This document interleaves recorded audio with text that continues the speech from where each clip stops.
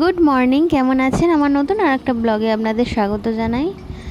আর এখানে আজকে রোদ উঠেছে, আজকে রবিবার আর রোদও উঠেছে। আর এগুলো কি বলুন তো, এগুলো হচ্ছে পটল শাক। আমাদের ঘরের পিছনে অনেক হয়েছিল। আর আজকে শাক বড় কাকিমাও পুঁই শাক দিয়ে গেছে, আর এখানে পটল শাকও এনেছে। তো অনেক রকম শাক হয়ে গেছে। তো এই শাকগুলো বাছতে একটু টাইম লাগে। তো আমি যখন শ্বশুরবাড়ি আসি প্রথম, তো এই পটল শাকগুলো কেউ খায় বলে এখানে কেউ তেমন জানতো না এই বাড়িতে আর কি। এই পটল শাকগুলো কিন্তু খায়, খেতে একটু হালকা তিতো হয়, খেতে কিন্তু খুব ভালো লাগে। তো আলু, বেগুন, কচু এইগুলো দিয়ে রান্না করতে হয়। তো একটু বাছতে সময় লাগে। হ্যাঁ, সেদিন তো 1 থেকে 1.5 ঘন্টা লেগেই গেছিলো পটল শাকটা বাছতে। তো এখানে পটল শাকটা বাছছি। আর রবিবার ওখান আসলে, বাজার থেকে আসলে তবে ঠিক হয় কি রান্না হবে না হবে। তো ওই জন্য এখন এই শাকটা বেঁচে রাখি। রসুনটা ছাড়িয়ে রেখেছিলাম, চিকেন হবে বা মাটন হবে কিছু একটা।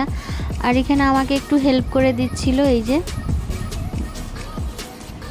এখানে হেল্প করেছিল। তো আজকে কাতলা মাছ এনেছিল, ওই জন্য বলছিল একটু কাতলা মাছের ভাপা করো, অনেকদিন করোনি। ওই জন্য এখানে পেঁয়াজ, কাঁচা লঙ্কা, পোস্ত, সর্ষে একসাথে পেস্ট করে নেব। পেস্ট করে নিয়ে তারপর আর এখানে পলতা শাক বললাম, আলু, বেগুন, কাঁচকলা, তারপর এইসব দিয়ে আর কি রান্না হবে। যেখানে শাকগুলো ছোট ছোট করে কেটে নিয়েছি, এই শাকগুলো দিয়ে আর চিংড়ি মাছ দিয়ে রান্না করব।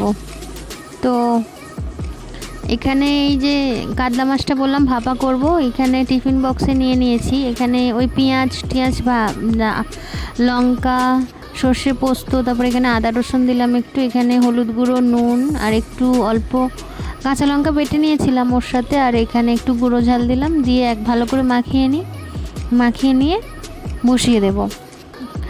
আর একটু তেলও দেব এতে, একটু এই যে তেল দিয়ে মাখিয়ে নিয়েছি। নিয়ে এবার চাপা দিয়ে এটা বসিয়ে দেব। তো এটা হালকা আছে, কিছুক্ষণ হবে। মাছগুলো যেহেতু একটু বড় বড় ছিল, ওই জন্য একটু টাইম লাগবে। হ্যাঁ, 30 মিনিট তো লাগবেই। এখানে ঘুটঘুট করে হোক, এটা জলের মধ্যে বসিয়ে দিয়েছে। এটা একটু চাপা দিলে ভালো হয়। আর এটা চিকেন করব, আর দেশি মুরগির মাংস ছিল। আর এখানে চুনো মাছগুলো অর্ধেক ভাজবো আর অর্ধেক ফ্রিজে দিয়ে দিয়েছি। তো দেশি মুরগির মাংস তো একটু চাপা দিয়ে সময় নিয়ে করতে হয়, আর আজকে একটু দেরিও হয়ে গেছে। তো ওটাও চাপা দিয়ে দেবো আর এটাও চাপা দিয়ে দেবো। এই যে মাংসটা এখানে কষাচ্ছি। আর রবিবার মাম্মা মাংস খেতে চায়, তো ওর জন্য মাংস আনে, আর আমরাও অল্প একটু খাই। আর এই যে কাতলা ভাপাটা ঠিক এইরকম দেখতে হয়েছিল। আর এখানে মাম্মামের পিসির বাড়ি থেকে পুঁই শাকের তরকারি এসছে আবার। আর এখানে সবার খাওয়া হয়ে গেছে।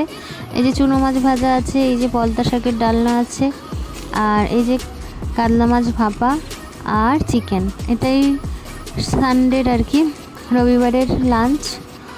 তো খেয়ে নিই। আর খেতে বসেছি। আর এদিকে মুষলধারে বৃষ্টি এসেছে আর কি। অনেকক্ষণ ধরে বৃষ্টিটা হচ্ছে।